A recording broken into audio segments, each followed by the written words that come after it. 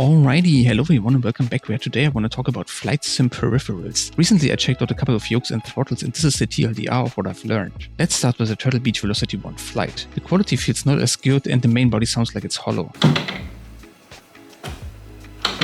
But the parts you actually put your hands on feel good, and I appreciate the thumb rests. There is full 180 degrees of rotation for the yoke, and the illumination of the info panel is decent. It has a pretty genius mounting mechanism, which uses minimal amount of space, is relatively fast, and there is basically no risk of bumping your legs like in some of the others.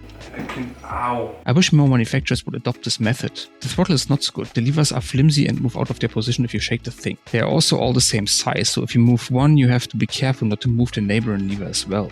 But I like the additional GA axis and the integrated trim wheel, which is really fantastic. You can detach the throttle and use it on the opposite side, but know that you have to mount it because it is too light. Unfortunately, I cannot tell you what it's like to use because my PC did not detect it. Next up, the Honeycomb Alpha plus Bravo. The Alpha is a significant step up in quality. Everything is covered in some rubber-like material, and again there are thumb rests. The lighting in the Honeycomb style is nice, and there are some buttons and switches, though not too much, which I kinda like. Other than the Velocity 1, I could actually use it. The roll is fantastic, so nice and controllable. No overreaction, a dream. The pitch on the other hand is more like a nightmare. You need to be a green angry man to put it out, and the range of movement is limited. I overflared on almost all the landings I did, and if you want to use it one-handed, you better hit the gym and also make sure it is mounted on a sturdy desk. The problem seems to be so well known that there are actually instructions on how to loosen the pitch spring. However, I would prefer if Honeycomb gave us the ability to change the resistance, as it is possible with other yokes and STECS. So I'm afraid I cannot recommend it. Other than the Bravo, which I can. I'm running out of superlatives to describe it. But for civil aviation, it is the best throttle you can have, by a gigantic margin. It is a bit plasticky, but it is so versatile. I particularly enjoyed the option to control all my autopilot functions from the throttle. Honeycomb officially provides levers for GA, Boeing, both of which come with the Bravo, and Airbus, which you have to buy as an add-on. But this is only the tip of the iceberg. You can have almost everything. Custom-made, third-party, or 3D prints. If I would try to list everything available for the Bravo, I would sit here for weeks. But believe me, there is basically nothing you cannot have. Again, big thumbs up for the Bravo throttle. Not so much for the Thrustmaster Boeing throttle quadrant, which is part of the final Yoke throttle combo I checked out. It feels cheap but costs a whopping 170 eddies.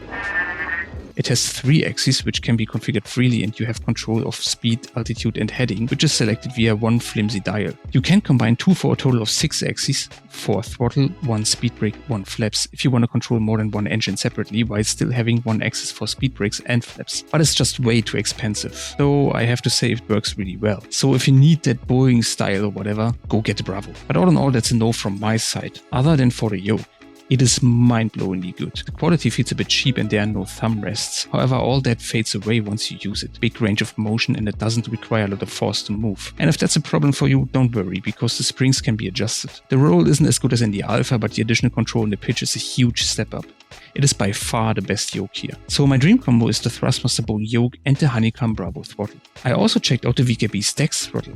Heavier and bigger than your normal throttle, and a significant step up in quality even over the Honeycomb Bravo. However, the most amazing thing about it is the 3D configurable detents. Here you can determine yourself how much range you want to have for the reversers, how big the gap between climb and flex should be. This is pretty amazing and works surprisingly well and easy. Coming from a military sector, it is also littered with buttons, switches, wheels, dials, heads, you name it. But I actually made pretty good use of them. It's my throttle of choice, and if you also use military and or space sims, it might be worth checking out. But before you go and get a STECS standard, know that you can also have the STECS Mini and the STEM, which together give you the full functionality of the STECS standard, but for less money and with more freedom on how you can arrange them. I will check them out as soon as they are available again, just to see if there's some caveat that I cannot see right now. So if you're interested in that, please wait. If you're interested in more information about the throttles and yokes discussed here, there are videos on my channel where I get into each and every one of them in more detail. These videos are a bit longer, but they are chapters, so you can jump to whatever part interests you the most. I'm out for today, so take care and tschüss.